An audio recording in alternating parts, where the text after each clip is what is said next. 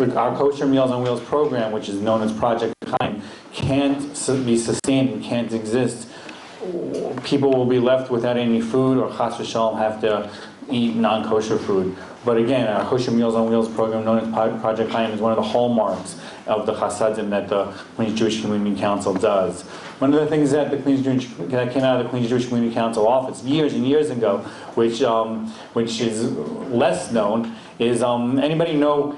Nowadays, if there's a Jewish holiday, if there's actually any holiday, alternate side of the street parking is suspended, and that all came about through the initiative of somebody at the Queens Jewish Community Council. One yontif was walking to shul here in Forest Hills and saw that all the Jewish cars had tickets on it, and said, "Hey, that's not fair. That's wrong. People can't move their cars because it's the holiday."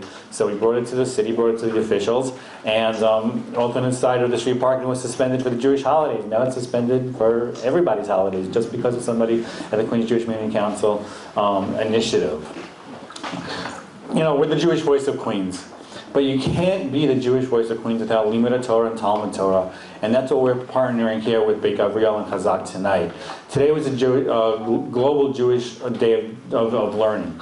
A day when people from all walks of life, all parts of, all levels of Judaism were able to learn. So there were lectures, there were shiurim in different languages, in Russian, in Hebrew, and for the more advanced and for the less advanced. And tonight we have the privilege of hosting Rabbi Dovid Orlofsky, who will give us Chesed and give us Chesed for the upcoming week. And again, once again, Queens Jewish Community Council is proud to partner with Chazaq in this particular event. Thank you very much. Enjoy. Thank you very much, Rabbi David Keene. Let's give Rabbi Keene another round of applause for all the amazing work they do with the Queens Jewish Community Council. Before we begin the event, we do want to mention that tonight's event is dedicated Li'ilui Nishmat. We have Bella Bat Osnat, we have Osnat Bat Abigail, and Eta Bat Rachel Nimadaus. Ruach Hashem Tenechem Megaden. Amen. Amen. We also want to thank the Chanimo family for dedicating the refreshments tonight in loving memory of Yitzchak ben Dina. Ruach Hashem Tenechem Megaden. Amen. Amen. For future sponsorship and events, please come let us know. In memory of Shlema for the Atzlacha of a loved one, we'll be more than happy to organize such an event. Once again, we do want to thank the Queens Jewish Community Council, the Beth Gavriel Community Center. I want to just give a shout out to two amazing guys sitting in the audience, my good friend Efraim Mashkablov, for initiating tonight's event, and Avi Merev also. Avi, thank you very much. After the lecture, I'll announce upcoming Chazaq events. Without further ado, let's give a nice loud round of applause to Rabbi Dovid Orlofsky.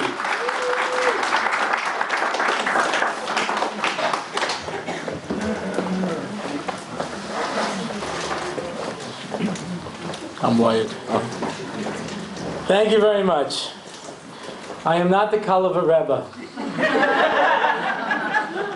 If you didn't realize by now, you're in the wrong room. He's downstairs.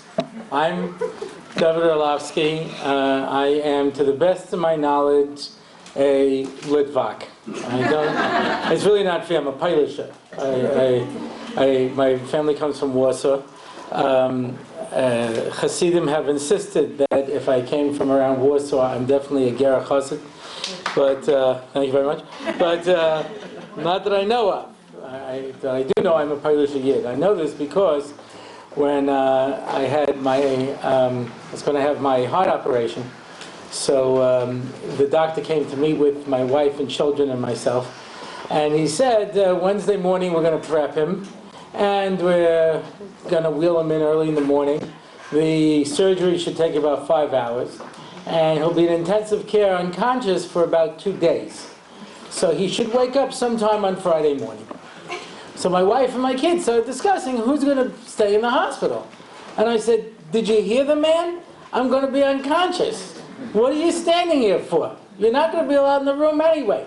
Go home, come back on Friday, tell me you stood by the door crying. I'll have no idea.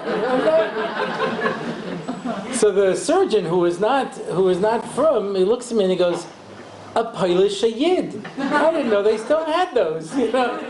And then I realized, yeah, my father would have said the same thing, so would my grandfather. They were always like, nah, whatever, you know. That's how they made us back in Poland, you know. It was a different approach, you know. My father used onion for karpas. And I went to day school, I came back and I said, no, Dad, you're supposed to use parsley. He says, my father used onion, we're using onion, I don't know what you're talking about. I found years later in the Haggadah of Aish, he says, for karpas you should use onion. And there are some people who use parsley, but I don't know what they're thinking, because nobody would eat parsley. Yeah, so one for my dad. And then my father used to eat chunks of horseradish. He would just take a chunk of horseradish, and that's what he ate for Mara. Yeah, is it? So I came home and I said, Dad, you're not allowed to do that. You have to use romaine lettuce because you can't eat horseradish. And he's sitting there chewing it up going, oh yeah? I said, yeah, only if you grind it up and you get 1.1 fluid ounces. And he's just sitting there chomping away at it, you know. I told the story over to a friend of mine who was also a Polish Yid, and he says, you know how when people make the charoses, they grind the charoses and they eat a piece of apple along with it? My grandfather used to do that with the moro, you know what I mean? He'd be grinding the horseradish and eating it along. Evidently in Poland it was a snack food. So they made him tough back there. But anyway, so I am a Polish, but evidently, to the best of my knowledge, I'm not Hasidish. So, you know, for those of you who are looking for the Rebbe, he is downstairs. Up here, we're doing something else. I'm not sure what that might be, but whatever it is, I'm so glad that you came to be a part of it. And I especially want to thank Chazaq for having me again. This is probably, as I've mentioned before, in the years that I started becoming a world-famous speaker, which I am, by the way, and I have to tell people because a lot of people don't know how famous I am. It's an occupational hazard, you know, when you're so famous and people don't know it. It's, you know, it's like one of the best-kept secrets, you know. I must have told this story already, but it doesn't matter because a lot of people here are in my age group and you don't remember what I say either, so. But when they reach a certain age and you keep meeting new people and sometimes they're family members. But when I was on a plane and this little kid kept coming over to me and taking my stuff, and after he would take it and eat it or ruin it, then his parents would say, oh, don't bother the man. It was very nice. Anyway, so he kept I had nothing left to give him except my boarding pass, you know. So he takes the boarding pass, you know, and sucks on it, whatever it is, you know. And the parents say, oh, don't take his boarding pass. He goes, Orlofsky. He goes, are you the speaker? And I said, yeah. He says, and you write? I said, yeah, I was the chinuch columnist for the Hamadiyah, you know, yeah. He goes, and you make tapes? He says, yeah. He goes, wow, you know, I always want to come and see you because I know you live in Sorotskin. And I said, no, I don't. And his wife said, that's Orlowick.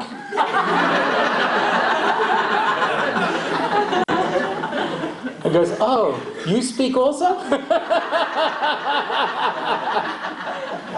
That's already pretty good, you know. Rabbi Wein was once at the airport. This woman came over to him and said, you know, I admire you so much. I listen to all of your tapes and I read all your books. It's so wonderful to hear you. He says, thank you. Is Mrs. Fran traveling with you? And in classic Rabbi Wein fashion, he goes, no, but when I see her, I'll give her your regards. In any event, what are we talking about today? I'll tell you what I want to talk about today, because I've said it over before, and I said it over in other organizations and in other places, because for those of you who were not there at the event, yeah, Neve, who started Chazaq and runs Chazaq and raises the money for Chazaq and keeps this going, etc., said once when we were here, he says, I sat down and I said, how are we going to bring Mashiach? I want to bring Mashiach. And people started laughing. I'll never forget. And he looks around and he goes, I'm not kidding. You know, and it was like, whoa, this guy's for real, you know? And I decided I would start an organization to try to reach out to people who otherwise wouldn't be reached out to in order to be able to bring the Mashiach. And that was my goal. And he started this entire organization and everything that goes with it, that goes along with it. And I just thought, wow, that means that every one of us has the ability on some level, to look at the world and say, how am I going to bring Mashiach? How am I going to bring the world to its tikkun? And it made a deep impression on me, because, I try very hard, but not as much as Neve, and you really want to try to do something important in this world. So it reminds me of a story that took place in shortly after September 11th, as we all know, the Twin Towers went down. And I went to see Rav Bullman Zatzal, and he didn't have a lot of time left. He died a few months later. And it was right after the attacks of 9/11, and everybody, of course, was stunned. And I went to him and I said, Rebbe, what is this? And he looks at me and he says, David, this is Gog and Magog. This is the end. Don't you realize that? So I said, so what am I supposed to do? By the way, I had gone to Rav Moshe Shapiro also, and he said the same thing to anybody who would listen. He had an operation today. If everyone could say a tefillah from Moshe ben Rachel, he should have a refuah shlema.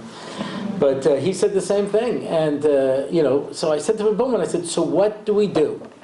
And he said, the Chazal tell us there are only two things that can protect us during this time. Torah and Chesed. And he looked at me and he said, but in this Tekufa, it's reversed. And Chesed is even more important than Torah. So that made a profound impression on me, and I certainly have tried, at least in my own life, to do it. And so the topic, I've reached the point where, Baruch Hashem, he trusts me enough, and, I said, what am I going to talk about? He says, whatever you want, So that's how they advertise it. I just was a scholar in residence in a local synagogue, and he said, introduced each talk. He says, and now Rabbi Orlofsky will give the talk entitled From 5:30 to 6:30. He didn't even bother getting titles from me. Rabbi Katz, someone told me that they were going to hire him to come and speak. I said, could you send us titles? He said, sure. And he sent a list of 20 titles. And a brilliant title. So he says, what do these mean? He says, whatever you want. I'm going to talk about anything that I want. It doesn't really make a difference what you write for a title. Just find some titles that sound like you enjoy it and put them down. I'm going to talk whatever I want, You have to be careful with titles sometimes, Sometimes titles. My wife always loves that one, when someone puts up a title, Shemitah and Shabbos, is there a connection? Do you really think the guy is going to get there and say, nope? Thanks for coming. So, you got to be careful with titles. I had the last slot on Shavuos night. It was like 4 o'clock in the morning, and I was falling asleep, and everybody in the room was falling asleep. You're in that place where you're in between two worlds, and you're still talking, and you're not really sure. There's not a direct connection between your brain and your mouth at that point. I just remember I said, and it serves, I don't even know what I was talking about with it, and it serves as a prism of clarity. And people were nodding, and I go, that doesn't mean anything. What are you nodding for? A prism of clarity, That woke everybody up. And the next year, he entitled my talk, Prism of Clarity. And more or less said it all, So he trusts me at this point to talk about whatever I want. And I decided that based on the current situation, because we are in difficult times, as we all know when we read the news, we're in difficult times. And I will tell you the following, which is not a positive idea, but important to know. It was not this past Asar B'Teves, it was the year before. And Reb Chaim Kanievsky was talking about, Asar B'Teves, which is really the worst day in Jewish history, according to many people, worse than Tisha B'Av. If Tisha B'Av comes out on Shabbos, we push it off. But if Asar B'Teves comes out on Shabbos, you would fast. It doesn't. In our calendar, it comes out on a Friday. And normally you wouldn't fast on a Friday either. But on Asar B'Teves, you'd fast on a Friday. And even if it came out on Shabbos, you would fast. That's how serious Asar B'Teves is. And somehow, the context of the discussion was a halachic discussion. But what he said was, on that Asar B'Teves, this is the beginning. And we're just going to have tsaros now until Mashiach. And as each thing would happen, And there was, just take a look in those past 2 years, and all the things that happened when people would go to Reb Chaim Kanievsky, he'd say, I told you that we're just in Fitzaris now until the end. Which means that it is time for us to batten down the hatches and get to work to be able to get through this extremely difficult time. How do we do it? And that's why what Rav Bullman told me when the Twin Towers went down, Chesed and Torah, in that order. So I want to speak a little bit about Chesed in order to be able to try to put it into a perspective. Now there's an interesting paradox, perhaps. Yeah, call it that. The individual in Jewish history who is most noted for Chesed is, of course, Avraham Avinu. The person of Avraham Avinu is also noted for another incredible accomplishment. Namely, he introduced monotheism. Yeah? Is there a connection? Nope. Anyway. Mistameh. There probably is a connection, right? The same individual who brings HaKadosh Baruch Hu into the world is also the person of Chesed, right? And when we say the person of Chesed, we mean a person of such outstanding Chesed that it's almost beyond understanding, right? He had a bris milah at 99. You know, we don't appreciate this for the most part. I don't know if anybody out here has to have gone through this. A fellow came to my door once collecting, and in Israel people come to your door to collect. I don't know if you have this in America. And you have different people who come and collect. This fellow is a male. And what he does is he finds people in Israel who don't have a bris milah. Usually it's from the former Soviet Union. It's interesting that over Shabbos I met somebody who used to work with the refuseniks, and he said to me, he says, they knew what we were doing, you know, and they didn't care so much about tefillin or about matzah. They turned a blind eye. He says, but the one thing they were Aish lahava is bris milah. They did not want bris milah. I'd been speaking about Hanukkah and how the Greeks outlawed bris milah, you know, and he says they were very strict about bris milah. So they're Jews who make aliyah and they don't have a bris milah. And so he, he collects money because when you're of a certain age, someone doesn't hold you on your lap. You understand? You need an operating room, and you need a doctor, and you need a crew there. It's about $5,000 for each bris. Because he says obviously the kuppah doesn't cover it because it's not seen as a medical thing, right?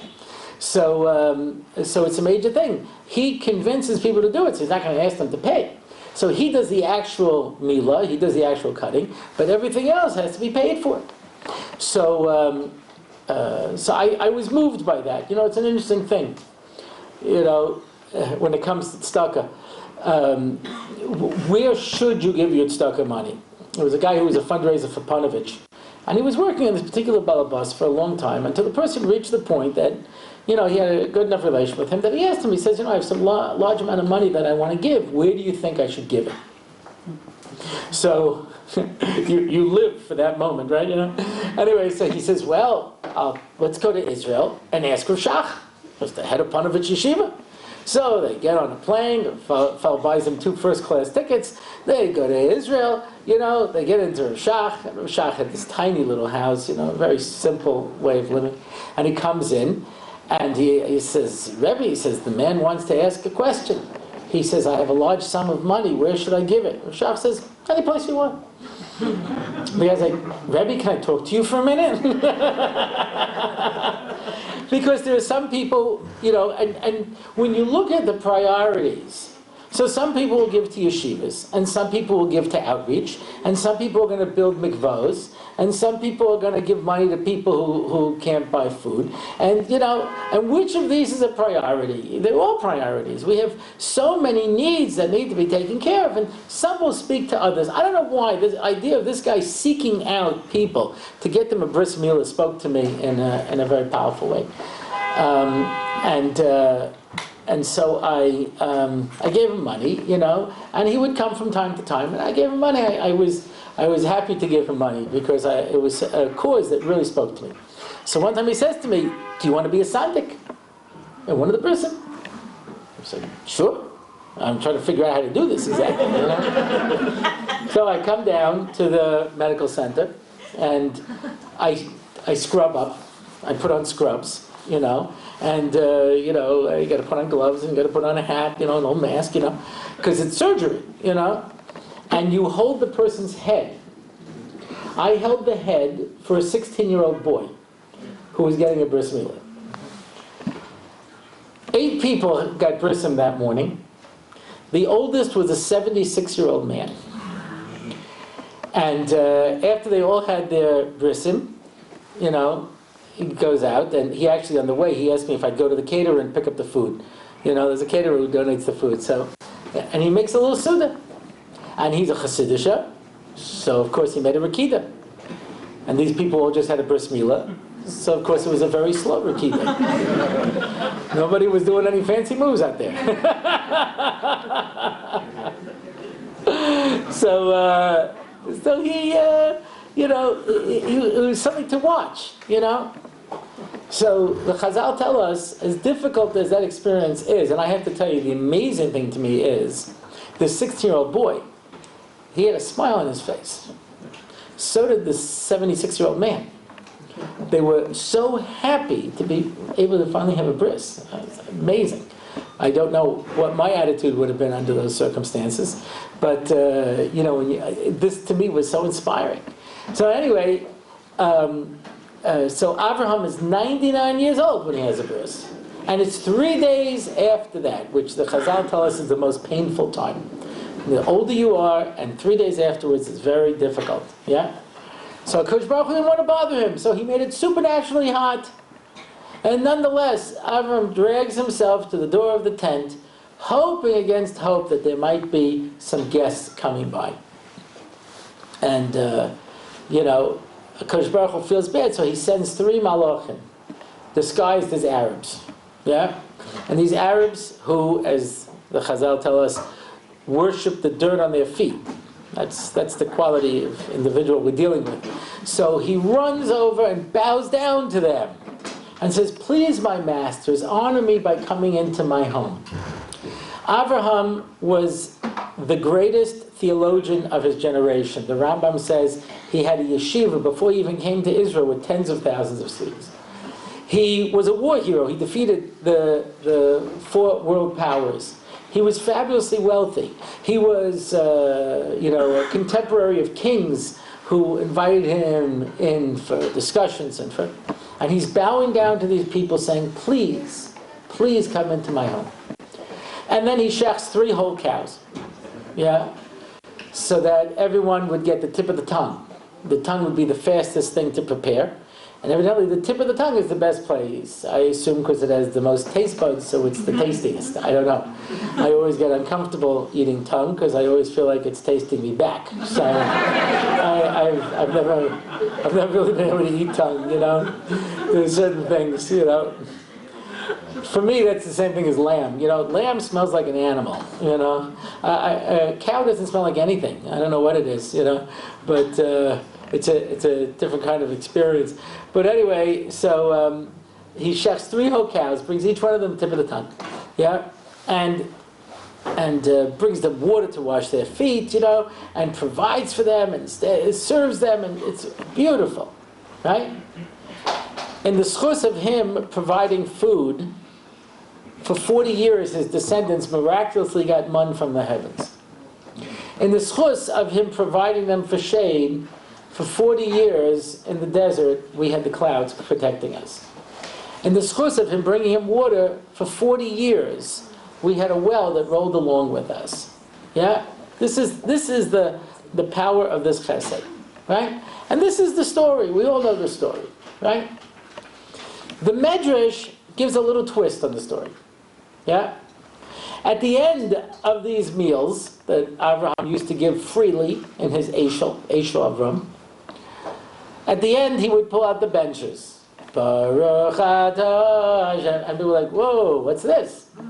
He says, well, now we're going to bench. So he says, well, I'm not going to bench. I don't believe in God. He goes, oh, well, then I assume you must be a customer. Well, let's work out your bill. 3 tongues with mustard, excellent choice. I had to, of course, shech 3 whole cows to get that, plus you have to figure in transportation to the desert, and maintenance, service charge, security, and of course you had an appetizer of curds and whey, excellent choice, and here's your bill. So the guy's like, I'm not going to pay this. Because, you mean you're a thief? He says, no, I'm a guest. Because if you're a guest says thank you. So, well, thank you, Mr. Abraham. He goes, wait a second, what are you thanking me for? What do you think I get the food from? You think I produced the fruit? It came from the tree. He goes, I will thank the tree. Thank you, Mr. Tree. He says, one second, where'd the tree come from? The ground. All right, thank you, Mr. Ground. He said, one second, where'd the ground come from? Yeah, the earth came from this big blob of gases. All right, thank you, big blob of gases. And where did that come from? Again, Baruch Adonai. It's interesting that I heard Rabbi Berkowitz when he quoted this medrash. He says, you see, 2 things from this medrash. One is, you don't take advantage of people who are in need. Yeah, you don't wait till people are hungry, and then to be able to get them. The church has done that throughout history. Where if a Jew will agree to convert, then they'd pay them money. And sometimes Jews were in such desperate straits, they felt they had no choice. This couple went to the Christians and converted because they felt they had no choice. The next morning, the guy gets up and he starts putting on his tefillin. And his wife says, what are you doing? We're Christians. He goes, oh, yeah, goyish cup. Anyway. So, it's a difficult thing, So you don't take advantage of people. First you feed them, then you give them, and then you can talk about religion. So the second thing is you ask them questions. You challenge them. You get them to ask. This, by the way, is a uniquely Jewish phenomena. Yeah? I was teaching in Aish Hatorah on the fellowships, and this girl, when people were telling their different stories, this girl said that she was with a fundamentalist Christian group, and she kept asking questions.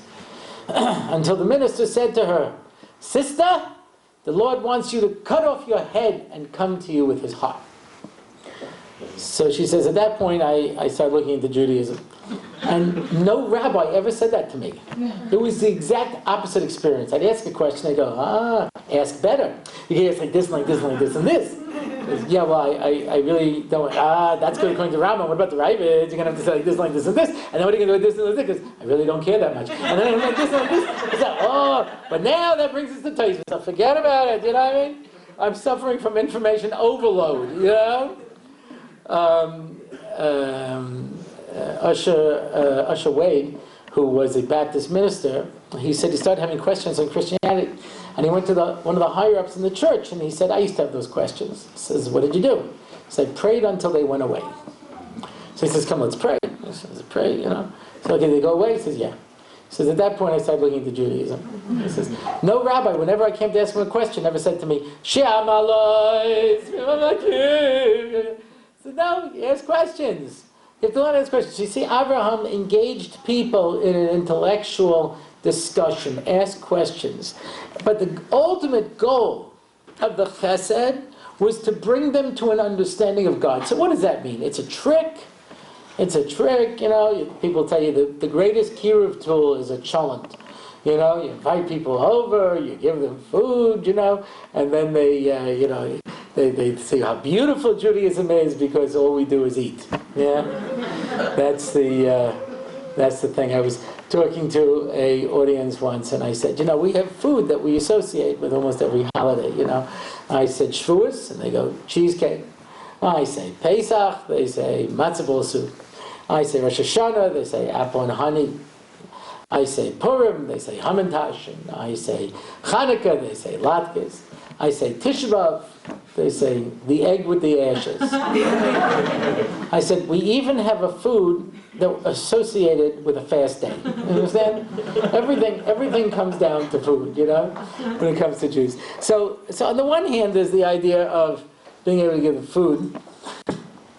I had a family came over our house from Dallas, Texas, and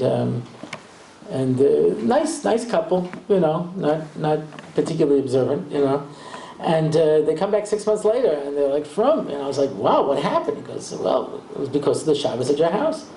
I said, wow, I'll have to pay attention next Shabbos, and maybe I'll become religious too, I said, what was it? So he tells over the Shabbos, and the amazing thing is that he tells the story over to anybody who will listen. He says, they kept feeding us. Every time you turn around, they're eating again, It's a different perspective.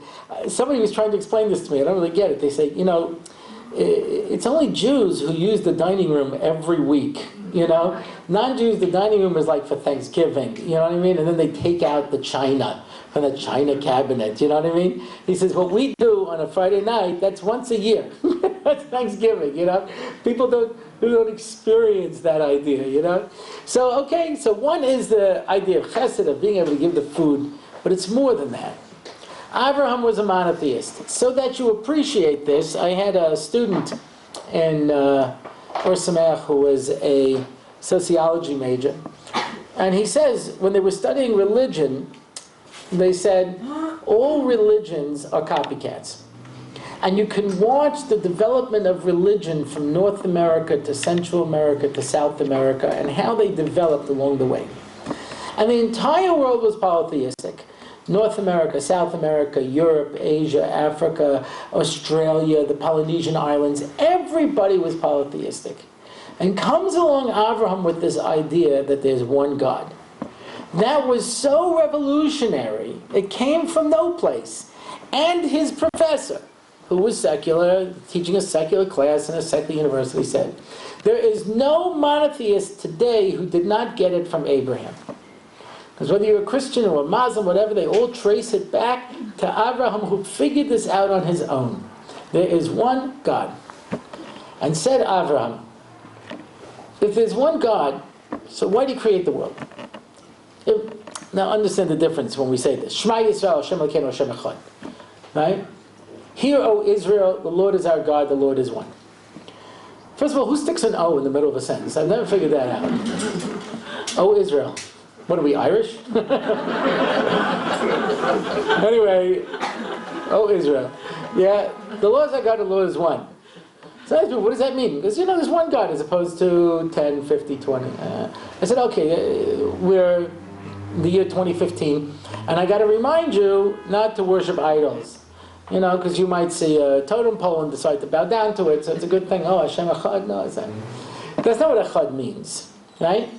Rashi says, it should have said, Vayer Vayivoke Yom Rishon, the first day of creation. Instead it says Yom Echad. Why? Because there was nothing but God. God was alone in the universe. Echad means there's nothing else. The best word in English for Echad is infinity. God is everything. Yeah? Echad, Yachid, Achdus. God is everything. Which is basically what we're saying is, hear, O Israel, the Lord our God is one. There's only one God, He has everything. If that's the case, and that's what Abraham figured out, why did He create the world?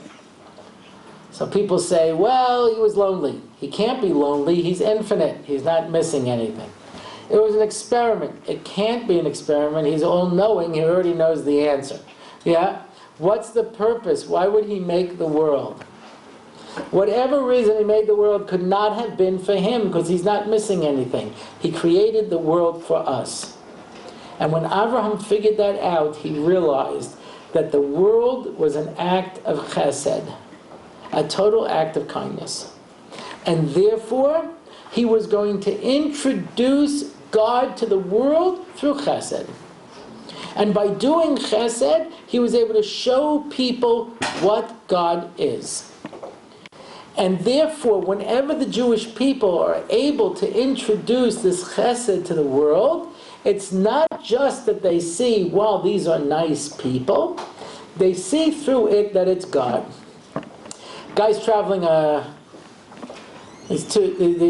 from guys traveling up to the mountains. He's on Route 17. And he sees a car by the side of the road, a guy with a yarmulke, and the car stopped. He pulls over, another car pulls over. Says the guy, what's the problem? He goes, I have a flat tire, I don't know how to change it. He goes, oh, we'll help you out. So they find the spare, they crank it up, they change the tire, When they're all done, they come over to the guy, and they see he's wearing a cross. He says, why are you wearing a cross? He goes, because I'm Christian. He says, why are you wearing a yarmulke? He says, what? On your head. He goes, I don't know. When I first started driving, my mother gave this to me. She said, keep it in the glove compartment. If you ever break down, put it on. People will stop and help you. She obviously didn't think the cross would get anybody to come and help her. They knew if you put on a yarmulke, then people were going to come and stop and help you. And between me and you, even if it wasn't that, people would stop and help him. There was a frum guy in Manhattan. He sees a limousine. He's got a flat tire. And the driver's standing outside. He says, what's the problem? He goes, I got a flat. He goes, I don't fix cars. I called the AAA. He says, it'll take him an hour. Come on, I'll teach you how to fix a flat. This has got to be a moment where an Orthodox Jew is teaching a limo driver how to fix a flat, They find the spare, he jacks it up, he shows them what to do, take off the bolt and everything, he puts it on, he fixes it.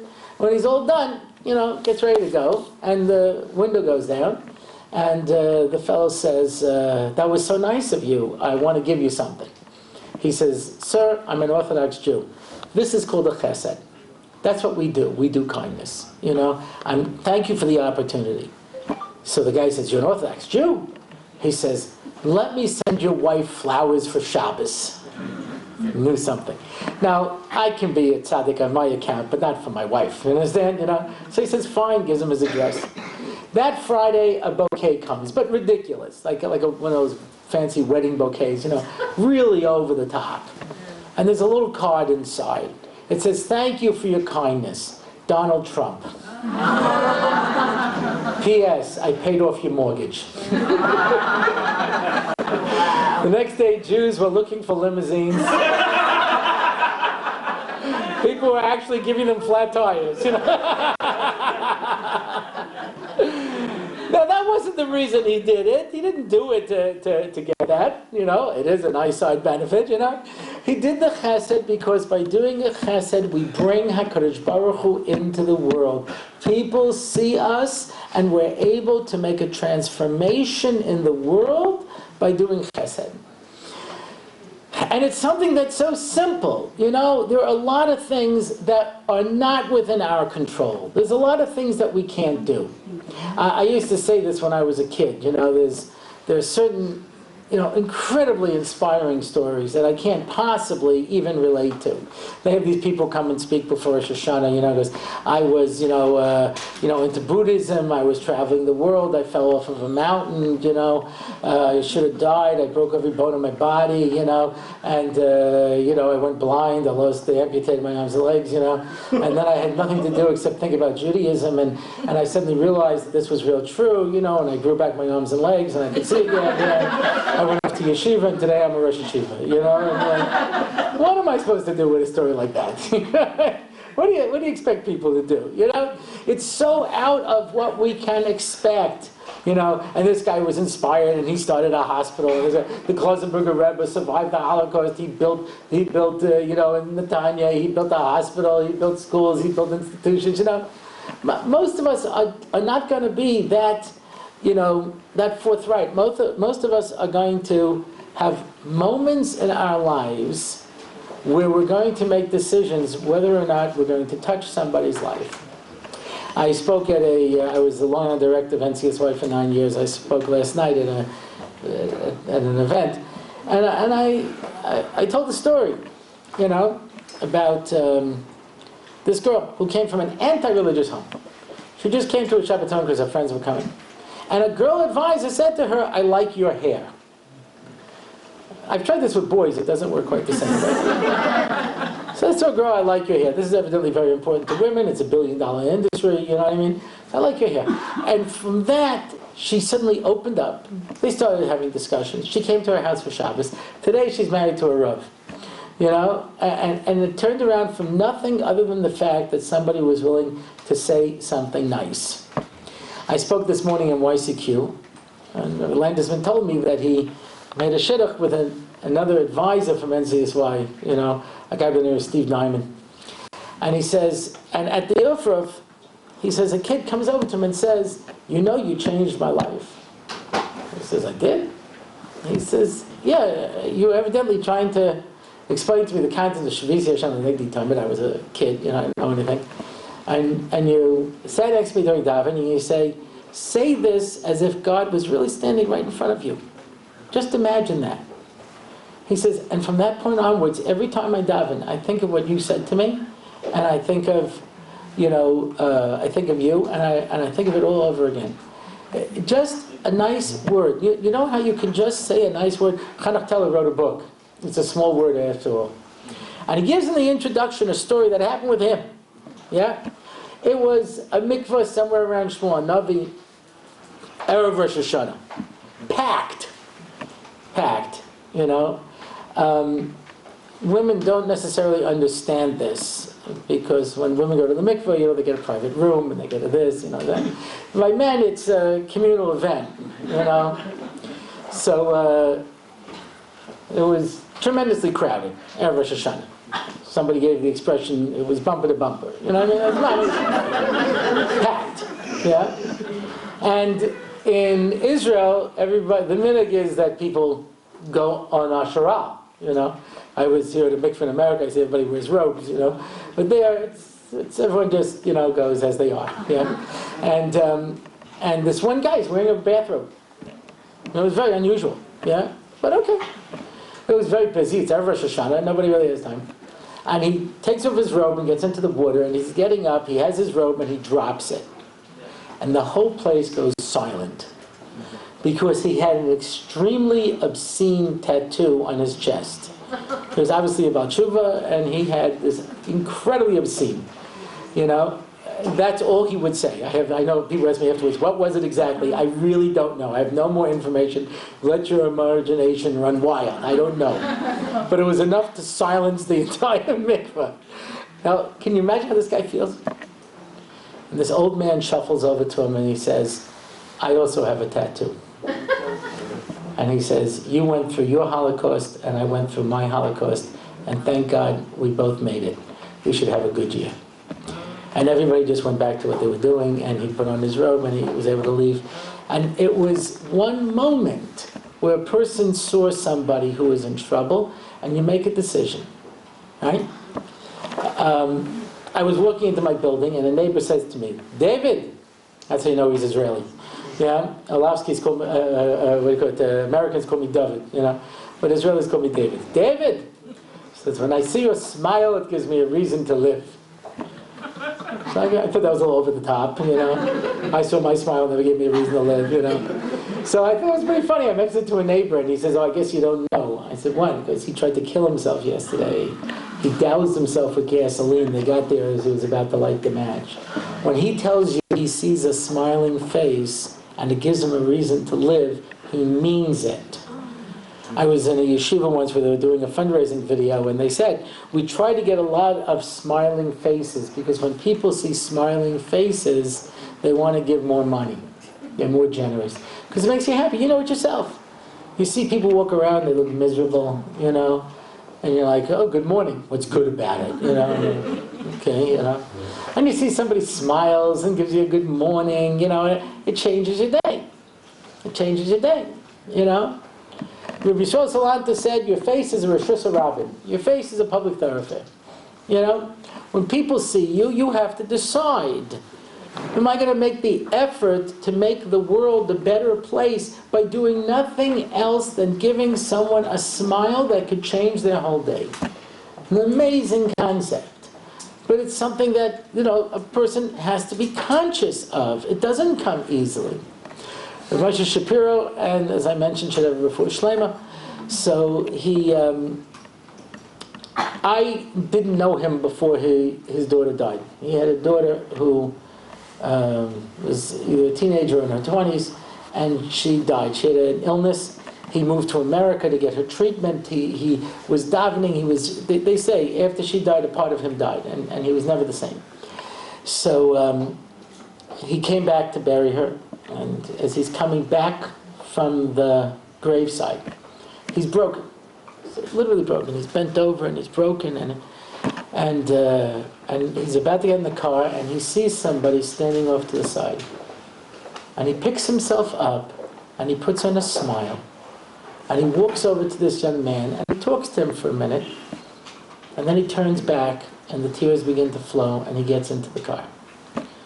So the people who were with him couldn't believe it. They said, Rebbe, what was that?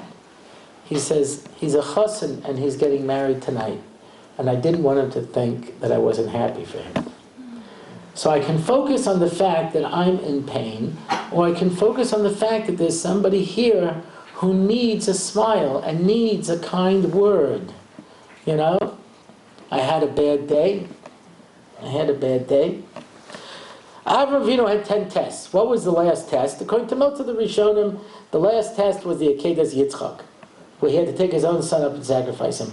Except for Rabbeinu Yonah. Rabbeinu Yonah says, you know what the last test was? The last test was buying the kever for Sarah from Ephraim. That's the last test? That's the hardest test? Says Rav Dessler, yes. Because after you survived the Akedah, you almost lost your son. And you come home so relieved and you find your wife dead. And now I have to buy a grave for her, and I'm dealing with this liar Ephraim who's trying to cheat me. Yeah? And instead of losing it and saying, how dare you treat me this way, you know who I am? He maintains himself. That's the hardest thing. Because throughout life, we're going to have opportunities to share a kind word, to give a smile, to give a hello. And we think, it doesn't make a difference. It doesn't make a difference. I say something, I don't say something. It's a kindness that we can do easily, and there are so many easy chasodim that come around. I was in America with my son. He was 12 years old, coming from Israel. We got separated in a park. And he went up to people, went up to strangers and said, can I borrow your cell phone to call my father? They were like, no. They were like aghast, you know. So he's got to steal my phone, run away, some kid, you know. You see the kid's wearing a yarmulke, he doesn't look... No, anyway. But he does have a yarmulke, you know. And finally he went into a store and the woman said, well, give me the number and I'll call. And you know what I mean? You know. So he says, I don't understand. In Israel, you go over to anybody, you say, can I borrow your cell phone? Of course. Of course. I said, that's because you're taking for granted chesed. I'm going in a week to Spain. Every Thanksgiving I go to Europe with Nesivos tours. And we've been to Greece, we've been to Italy, we've been to Prague, we're going to Spain. And it's a fascinating experience for me because I would never go anywhere. But they hire me to go on this tour. And I said, why? I'm not Pesach Krohn, I'm not doing a lot of wine, I'm not a historian, you know. What do you want me for, you know? He said, no, we have people to do that. And he says, but if people see your picture on the ad, they know they're going to have a good time. And I said, that I can do, you know? So I never agreed to do Krakow. I'm not doing Holocaust sites and stuff like that, you know. I'm not sitting on some bus for 8 hours, you know. So we stay in a very, very fancy hotel, and he flies in a chef from Eretz Show, and they make all the food fresh, you know, and we have lots of time for shopping, you know. And that's my idea of like a really spiritually uplifting tour of Europe, you know. So, but it gives me an insight into areas in the world where I never otherwise would go, you know. So it was an interesting thing. Daniel Barron, who comes along, he's the actual historian, and he knows everything, and he does the research, and he does all the work, and I just stand and smile. But so he asked me a kasha, which was a very interesting thing. You know, when we were in Italy, there were beggars, and the beggars are on their knees with their heads bowed and their hands extended like this for hours. And it's just an amazing thing. And he says to me, why do they do that? I said, that's because you're a Jew. Do you know how beggars in Israel do it? No, it's not good. Mazeh. What do you think? I'm a poor schnook? You know? I'm a quality poor guy. It's a different thing. I was giving away old clothes, you know, and I brought it from one kebab to the other. They wouldn't take it. They said, I can't give this to somebody to wear, you know. They pick up a jacket and say, look at this. I can't ask someone to wear this. I said, good, that's my jacket. I just took it off to carry in the boxes, you know. What I was wearing wasn't good enough for a poor guy. but you know, I said, that's your idea of tzedakah. Why? Because you're a Jew. And a Jew, they understand tzedakah is a mitzvah, and it's a chesed, and it's part of our national identity. The Gemara says, how do you know who's a Jew who's descended from Abraham, Yitzchak, and Yaakov? And how do you know who came along out of Egypt with the Erev Rav? He says, Jews have three qualities. Baishanim, Rachmanim, and Gomel Chasodim. Baishanim, they experience shame. They get embarrassed, you know, what they call Jewish guilt. You know what I mean? They feel bad. They feel bad. They have a conscience. Rachmanim, they have a certain mercy. I was talking with somebody who works in a kiruv organization with kids who go off the derech. He says to me, it's easier to bring back a boy than a girl. He says, because to make it on the street when you're a boy, you have to be able to take a razor and slice up somebody's face. There's an Italian kid, a Puerto Rican kid, these kids, they can do it. A Jew can't do that. They just can't do it. It's just not in them, you know. It was Jackie Mason once said, he says, a Jew doesn't make a good mugger. You can't go up to somebody and say, give me all your money. They say, how much you got? Let's work something out. But the Rachmanim, there's a natural, you know, kindness. And they're Gomli Chasodim. They're kind, they're charitable people. I don't remember the exact event, but there was some sort of attack, and it was either a police officer or a soldier, I don't remember what, had done some tremendous act of bravery and saved lives. And so all around the country, they got together to raise money for the family. And I think all around the country, together, they raised like $5,000 for this family. That same week, a guy is sitting on an El Al flight next to this Israeli guy with his son. And he says to him, so why are you going to America? He says, my son is critically ill. He needs an operation. They don't have it in Israel. I have to get it in America. He says, do you have insurance? He says, no, and the insurance in Israel won't cover it. He says, well, how much is the operation? He says, $100,000. He says, what are you going to do? He says, I don't know. But I got to save my son's life. When I get to America, I'll contact organizations. I'll see what I can do. I just don't know. The guy said, excuse me. He walks up the plane and across and back down to the back of the plane and across. It comes back to the guy with $100,000. Gomli Chasodim. You understand? A Jew hears the story. This guy's going to die. What are you going to do? I would sit back. You know? How could it be? How could it be? That's the national character of the Jewish people.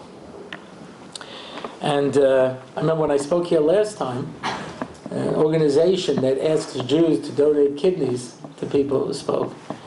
And the fellow said that the Jewish community has the highest rate of kidney donation of any community in America. You know, by far and large. You know, because chasodim. That's where we are now. That's where we are in history. And what we have to do, we have to ask ourselves, we have to say is, what can I do to bring HaKadosh Baruch Hu into the world by introducing the Midas HaChesed? And everybody has opportunities for Chesed. Everybody. Sometimes they're so small, you don't even appreciate them. So I mentioned already giving a smile and giving a hello. You know, that's fine. Sometimes people, you know, buy a box of tissues in a public place where they don't have tissues. You know, they don't always, not every place provides you with tissues. Puts it in, mutter l'kol. I knew a guy who used to go and buy milk for the coffee. And just write on the mutter l'kol that there should be milk. People should have something. You know? There are so many opportunities that we have within the course of a day, you know, to make sure that people are able to get the things that they need. And like I say, it's not big dramatic things. It's little things. I've told this story in the past, but it's one that's so close to my heart. I'll maybe give an introduction to it. I told this story over, and I told it over more than once, but this woman calls me up and she says, I have an organization in Beit Shemesh, I'd like you to come and speak. I said, sure. So she says, I want to tell you why it's important for me that you come and speak. This entire organization exists only in your schus.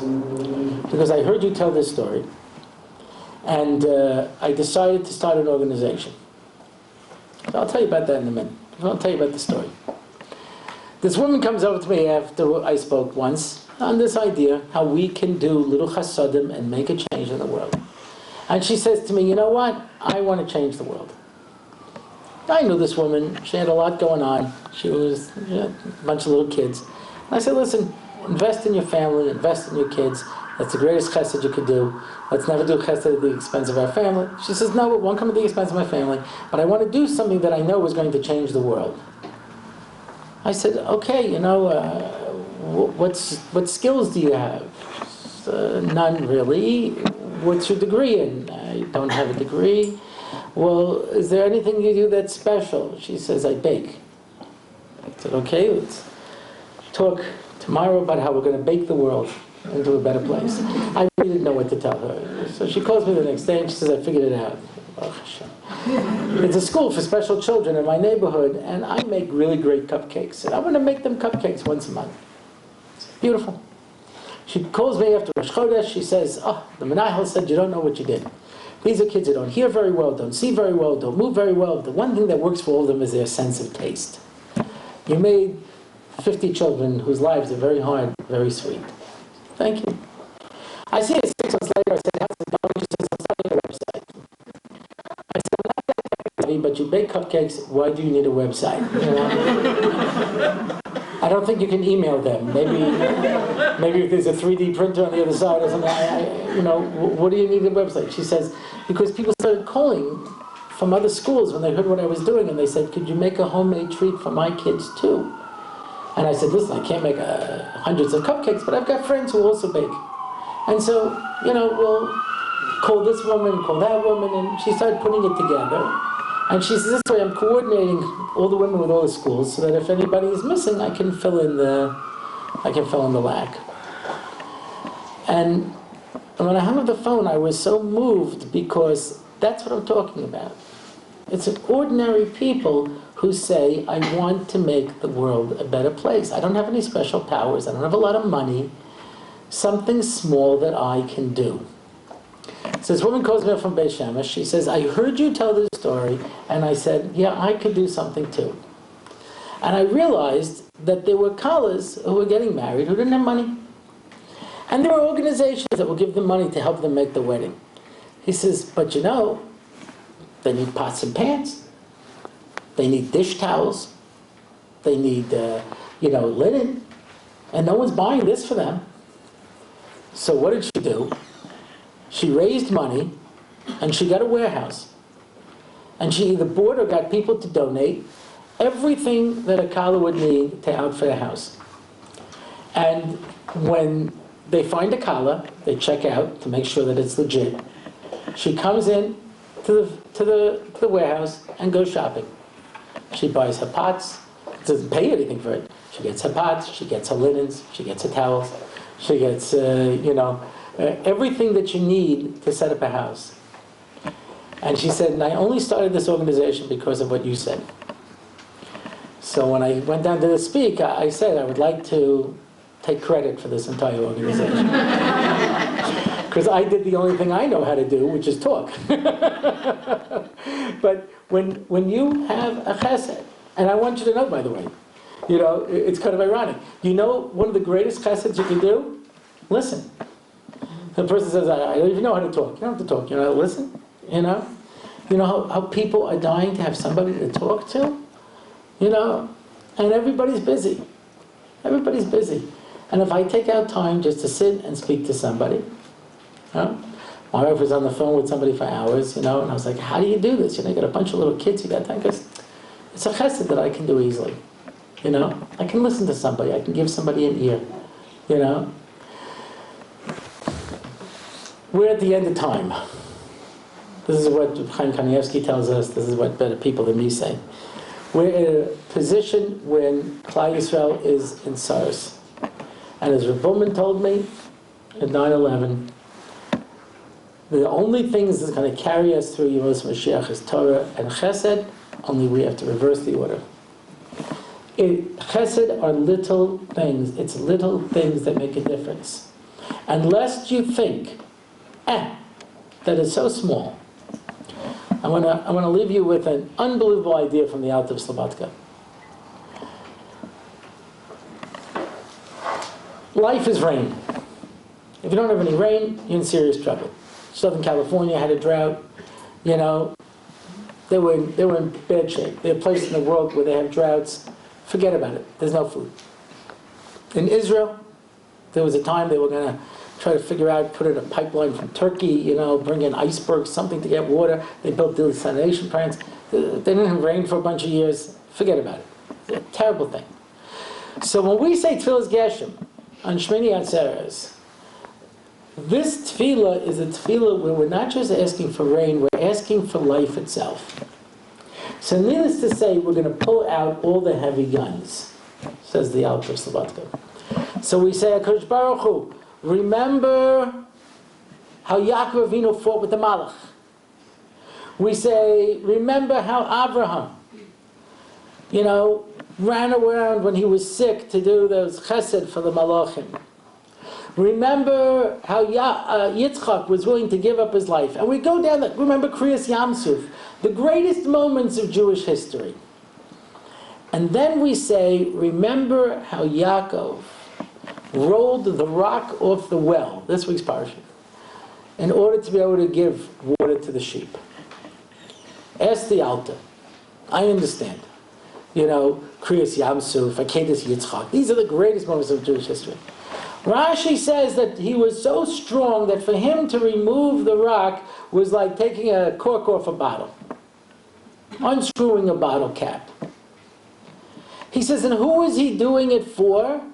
For his uncle's sheep, who he was about to come and mooch off of, because he didn't have any money or anything. He was just going to come and live with his uncle. And who was he doing it for? Rachel, who already saw in Ruach HaKodesh he was going to marry and have children with, and he immediately loved her. He was doing it for a woman he loves, for an uncle that he's going to be sponging off of, and it was such a small thing. And we're turning around 3,700 years later and asking God to grant us life itself? Says the Alta, now I hope you appreciate a chesed. Because when somebody says, you know, could you pass me the milk? Could you give me that soda? And you say, sure. Yeah? Thousands of years from now, your descendants can ask for life itself in the schus of that chesed. That's the power of a chesed. Every little kindness that you do has cosmic consequences, and maybe that's the idea that we should really end with. We see a world where acts of cruelty take place. How is that possible? It's only because we've made the world into a cruel place. If you pollute the water and the air, don't complain that it's hard for you to drink water or breathe, because you messed it up. If we make the world into a cruel place, don't be surprised at the little cruelties of life. And every time you do a chesed, you change the world into a nice place. You change the world into a place of chesed. And we're lucky because Rashi tells us that every good thing we do is worth 500 times a bad thing that we do. You know? So every little chesed, and like I say, it could be nothing more than a smile or a hello. It could be nothing more than a little consideration, listening to somebody who wants to talk to you, you know, helping somebody out. And chesed applies to our own family. It applies to rich people and poor people. It's not like tzedakah. Anybody you can do a chesed for. And every time you do, you make the world into a better place. You make the world into a place where HaKadosh Baruch Hu's Midas HaChesed can come into the world. And the world can be a place where people feel, wow, there's love, there's kindness, this is a good place. And that's the protection that will take us through the difficult Yemos HaMashiach HaMirtzah Hashem. Thank you very much.